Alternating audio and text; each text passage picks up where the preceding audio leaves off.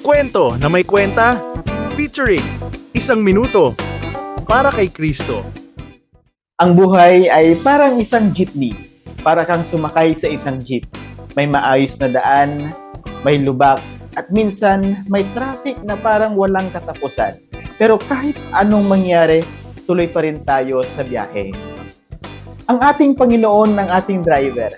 Alam niya ang tamang ruta kahit hindi natin laging nakikita ang direksyon at minsan may biglang liko o detour sa buhay natin. May mga pagsubok na hindi natin inaasahan pero hindi ito ang naging hadlang kundi bahagi ng plano niya para makarating tayo sa tamang destinasyon.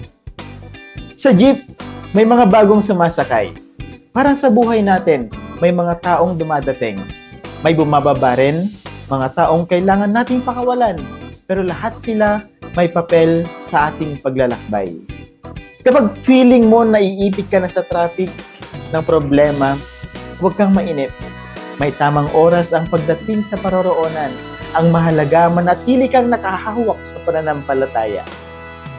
At sa dulo ng biyahe, huwag kalimutang magsabing, para po, isang paalala na ang buhay dito sa mundo ay pansamantala lamang. Ang tunay nating destinasyon ay sa piling ng Diyos. Kaya habang nandito ka pa, maging mabuti kang pasahero.